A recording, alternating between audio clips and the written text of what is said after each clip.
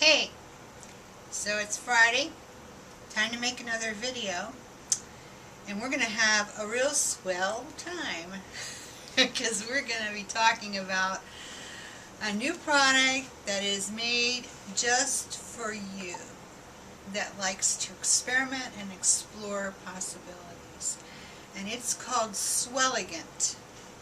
And it is a line of patinas, dioxides, and metal coatings that were developed just for you by my pal Christy Friesen. Some of you may know Christy because she is a world-class polymer clay artist. You might say, well, don't we do metal around here? Yeah, but we do some polymer clay too. Go back and look how many videos we've done on polymer clay. And that's kind of how I found Christy years ago when I looked at her work and wanted to emulate her. And now I'm just so thrilled to say she's a friend. And she's brought this line, Swellegant, to the market. Swelligant is based on Sculpt Nouveau products, but it's Christy's line. She has deciphered that vast line, which much of it is very noxious, toxic stuff. She's found the parts of that line that would be safe for you to use at home. She's packaged it in practical 1 to 2 ounce size bottles so that you don't have to buy great big bottles that you'll never use probably in a million years. You can try this stuff out, use it. It's just easy to manage, and it's low cost. They cost anywhere from $4 to $6 a bottle. There are 6 metal coatings, there are 3 patinas, and there are 13 dioxides. The metal coatings come in a bottle that looks like this. It's 2 ounces, and it's really a metal paint. It's like a specialty paint, low VOC, low toxicity. I'm not sure. It's all water cleanup, soap and water cleanup, all of it. Probably non-toxic. I don't want to say that though because there is MSDS on it. It's non-hazardous shipping, so it's just use your head, use caution, and you're fine with it. It's really safe for you to use. Metal coating. It has metal in the paint with a binder, and that's why patinas will react with this paint, because there's metal in this paint, and you need to have metal to make patina react properly. These are the patinas, and once again, these are 2 ounces. And I love these patinas. She's got 3. One's a darkening, one's a Tiffany green, and one's a gold green with rust. And they will totally encompass your patina wants and needs. There are different ways that you can use them effectively. If you go to my website under tutorials, you will find a really nice instruction sheet on how to use Swelligant. Feel free to go there and print that out. I wish you would, and review it, and then you can come back and watch the video a little bit. And this is really the first video in a series. It's going to be mostly lecture and show and tell. I may demonstrate a couple things for you to get you started, but it all basically goes to experimentation, and it's safe to experiment. The patina is a traditional patina, and it's kind of like if you spilled a bunch of it, it'd smell like Grandma was in the kitchen making pickles. It's vinegary, and it is acidic, so it will irritate your skin. So see, I got gloves on. When you use Swelligant, use gloves. Goggles are good too. These aren't goggles, these are actually my glasses. I had a doctor make them special for me, so I have really good up close and really good far away. So can't walk up the steps with them though. Anyway, but you got your nice patinas. Use gloves with the patinas because they'll irritate you, okay?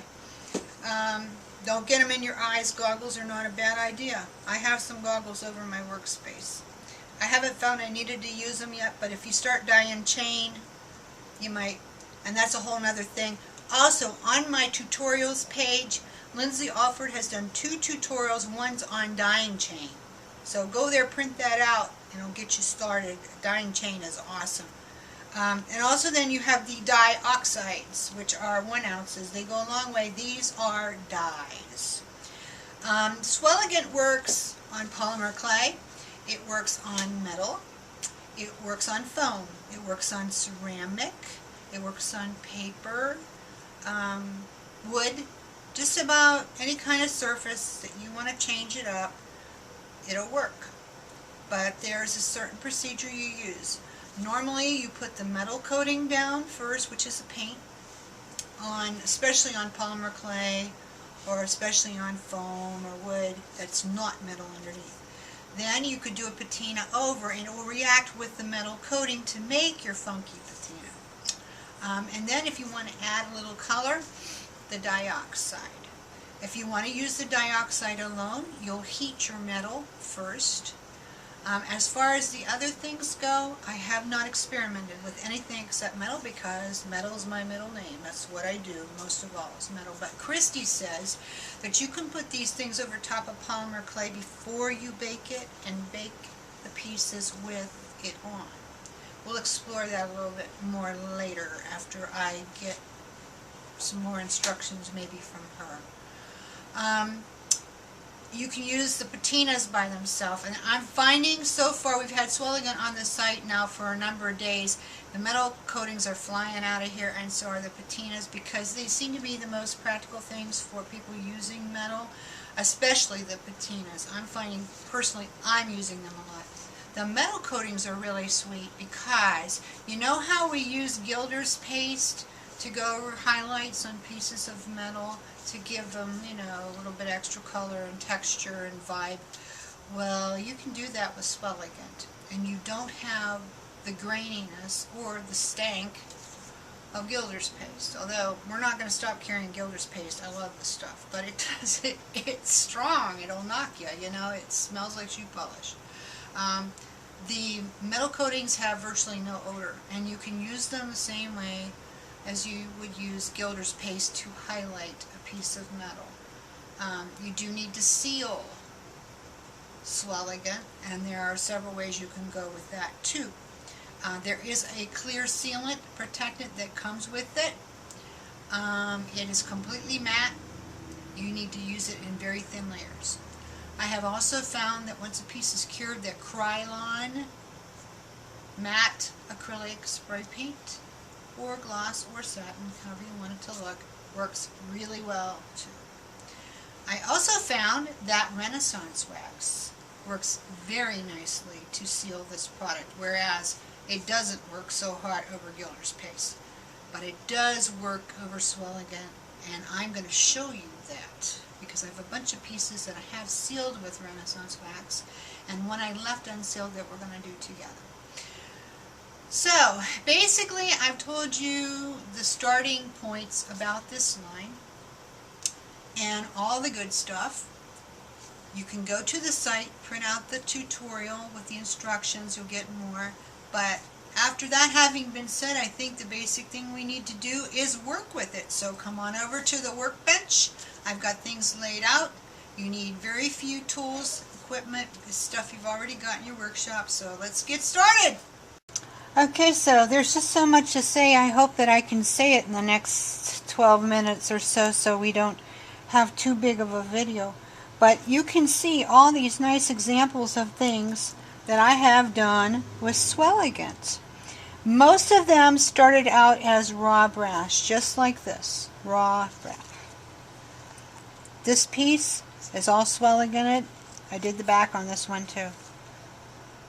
I used the darkening patina and then the coffee bean dioxide over, and I got this lovely, lovely dark patina, but it looked just like this to begin with. This piece, I did the darkening patina and a little bit of coffee bean, and then I went back over it with the Tiffany green to make this. It looked just like this when I started. Okay, you can see how they start out. This piece, darkening patina, I did a whole bunch of stuff on this. Was a real experiment. I don't even remember what all I did. Started out just like that. So I didn't do the back on purpose so that I could show you. This is one of our great big cuff filigrees. This was chocolate ox to begin with. Okay, and I did all kinds of different colors and things on this, just experimenting. I found with the chocolate ox, in order for it to work, if you want to use it as a base for Swelligant, you've got to distress it really, really a lot, because chocolate ox is a form of patina and paint. That's what that finish is. Well, it's not a metal paint. So what it will do, it will impede patina from going through in spots. Not necessarily dioxides because they're colorant, but patina, yeah. So you'll have to dab on your metal coatings first to get it to work over chocolate ox, or distress it really a lot. It's something you'll have to play with. The rusty black, these were both rusty black. They needed to be distressed a lot, but I had more success getting patina over the rusty black, because rusty black again is a form of patina. The finish is a form of patina and paint, but the paint used is an iron based paint, just like Christie's iron metal coating. So therefore you have something for the patinas to react with. So that's why it's easier to use rusty black and get patina on it than chocolate ox. I found out as far as using dioxides, however, brass ox plating takes dioxide very nicely. This was brass ox. I left it so that you can see. Brass ox takes that. And you know, years ago when I used other patina products, Color Magic and stuff, it always worked really well over the brass ox. So if you just want to do color, and you have brass ox pieces, it will work. But I'm finding over and over again, the very, very best thing for you to start out with is raw brass. These pieces were both raw brass. And there, I did combinations of metal coatings, Tiffany, patinas, and dioxides on a sponge. Sponging and dabbing. Do not swipe brush. Sponging and dabbing is what works. And you can see I finished the back. You can really see where the patina picked up on the back of these. Now, how did I seal these? Renaissance wax. Renaissance wax worked beautifully. So this is good to go. It's going to stay like this. But the difference being is I distressed this. Once this was all cured and set up and the patina was on and all dried, I distressed it with my reliefing block. Much the same as I do rusty black brass and chocolate ox. This one I did not distress. And that's basically the difference. So you can see I've got a bunch of little pieces. I did a bunch of little hearts and different patinas. These are really cool. I love them. This one is just patina, Tiffany green patina, over brass ox. So the patina does work over brass ox. This worked very well, as a matter of fact. But it doesn't work so hot over the chocolate because I guess brass ox must have metal in the plating, whereas the chocolate ox is more paint. So it didn't work so well in some cases. I was going to show you the technique of how to highlight a piece like we do with Gilder's paste. This is rusty black. So I'm just going to distress it just a little bit to give it a little bit of tooth. That's all, just a little bit. It's kind of hard to really get in there with it. But then, what you can do is take your brass metal coating and just get a little bit on your finger. You're going to throw your gloves out anyway, so what does it matter? Or if you want, you can put it in one of these little well things. You get them from the dollar store, from the craft store. I'm going to have some at the site just for convenience sake soon. They aren't very expensive, but see, look at that. Just like you might do with Gilder's paste to get a highlight on it. Okay? And then if you've got too much, you just wipe it back. That's all. So now you've put a little bit of color with the rusty black, and doesn't that look great? I love it. I love it. You can see too here that I've done a little bit of chain. I did a verdigris patina on this, which would be your gold green verdigris, I guess it was. The way you do chain is you heat it with your torch. Go look at Lindsay's tutorial. You'll heat it with your you got to heat it with the torch, get it good and hot, pick it up with your tongs, and then you'll put it like in a glass ramekin with your patina solution down in it and leave it set. If you can see over here, I have one soaking. First I patinaed it, and then I have it sitting in dioxide, and it's dying. And I have it on the cup warmer because heat helps the dioxide pick up on the raw brass better. That's how I did this, and I did this. You can see there's this chartreuse and this Caribbean blue. But now I've got this stuff here, and I've still got some gold on my finger, so I'm going to just kind of go across it and see if I can get a highlight on it. A little bit. Probably I need a little bit more on my fingers. I just thought I would try that. It will work. I just need more. That's all. But now this isn't sealed yet. So you're going to want to look at Lindsay's tutorial. You're going to need to look at Lindsay's tutorial and see how to get the protective coat on it, because you can't just color it. Yes, I'm getting a little bit on. You kind of have to be here to really see it. It's very, very subtle. You'd probably maybe do it with the brush. But anyway, you've got to protect this. You can't just use it like this. It'll wear off. Although this is very deeply patinaed, it might not, but you do need to seal it. So how you seal it is in her tutorial, and you can use the Swelligant clear sealant to do that. Okay, so that's just a few ideas, but I guess the thing that we want to do is for you to see me work with this a little bit. So I have a couple of pieces here that I'm going to use the darkening patina on, because the darkening patina of the patinas works the fastest. Your gold green and your Tiffany green, you know, it could take 15 minutes to several hours to bloom, but the darkening patina is very quick. Kind of reminds me of Jack's or Griffith's blackening stuff, but I'm going to use my Dries heat tool. I don't like the Ranger heated tool for this. It's not hot enough. You need hot. So once again, you're going to need the tongs as well. But here we go. I'm going to heat this first, because this will help to activate the patina faster. If you don't heat it, it will still take, but it'll just take a lot longer. Okay, that should be good and hot. I just did the one. Now, you don't never want to pick that up with your fingers, because this thing is hot. The heated tool, it doesn't get nearly as hot. That's hot. Or torch it first. Honestly, if I had the torch over here, I would have opted for the torch. Okay, now, I degreased these, but we'll see how well, because the patina won't take so good if you don't degrease it. You got to degrease your brass. I'm just pouring a little bit in a well here. You want to cap this stuff. Also, too, when you get this, shake it and open it away from yourself, because sometimes it could burp and come flying out. You don't want that. So anyway, I'm going to get my brush down in there, and I'm just going to start. Look at how quick this is taken. Can you see that? Can you get up on there, Robbie? Mm-hmm. And this is because this piece is hot. If it wasn't hot, it wouldn't take nearly this quick. But with heat, it'll go quick. Now, like I say, this is the darkening patina. This is not the Tiffany green or the gold green. Let's do another one. Tiffany and the gold green take a lot longer to come up. You might look at it 5 minutes later and say, "Oh, nothing's happening. This stuff's no good. Doesn't work." Not true. It does. It just takes longer. It's evidently whatever's in it just takes longer. Let's see if I can get this off here. Okay, here we go. Let's put some more on. See what happens. More on. That sounds awful close to more on.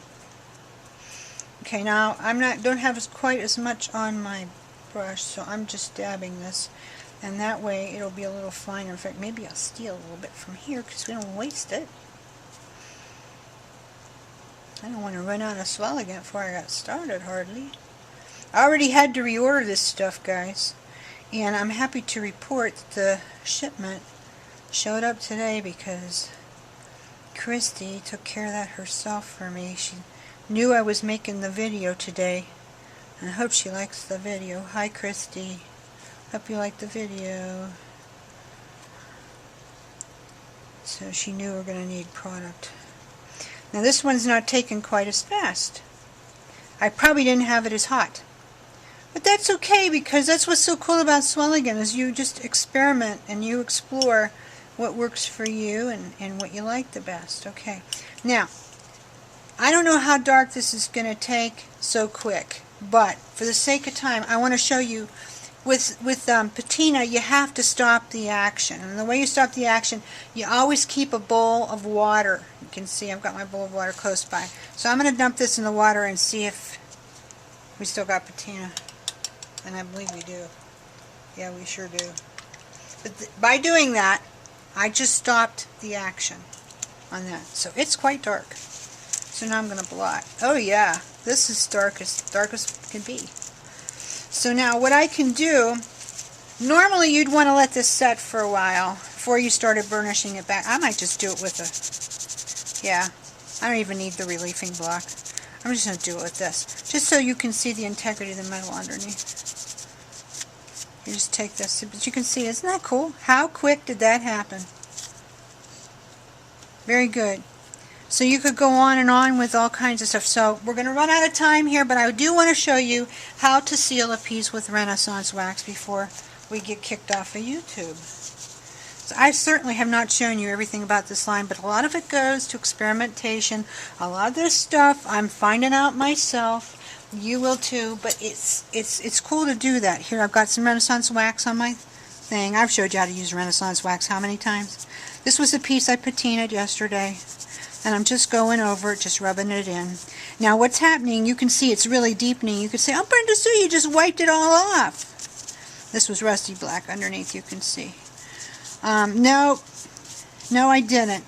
The Renaissance wax, as it gases off and cures, that patina will all come right back up. These got dark too when I went over them. These both have Renaissance wax. They got dark too. But see, it came right back up, and that will as well. But that's, Renaissance wax works really good over Swelligant as opposed to Gilder's paste. When you use Renaissance wax over Gilder's paste, a lot of times you end up rubbing the Gilder's paste off. Not so with Swelligant. And why is that? It's because Swelligant becomes part of the metal. It soaks down into the metal, it has a chemical reaction with the metal, instead of just being a surface colorant, and that's why Renaissance wax works so well with it. As it's not going to remove the top layer like if it's just paint. I really didn't get to show you how to use the metal coatings and go down through the whole thing, the whole steps, but if you go to the website again, please print out the tutorial. It tells how to do it. And in the weeks to come, we will address those things. In the meantime, if you experiment with this line and you find some things out or have questions, please feel free to contact me through bsueboutiques.com. Don't write me here at YouTube. I appreciate your comments at YouTube, but I'm having problems being able to communicate through YouTube. Please write to me either at Facebook or through the website. I'll always get your emails if you come to bsueboutiques.com and click on the Contact Us button. I would love to hear from you. So you guys have a great day, and I hope you'll try some Swelligant. Just try a few bottles, and pretty soon you're going to want the whole line. And you know what? It's affordable. So you're going to love it. Have fun, and let me know how it goes.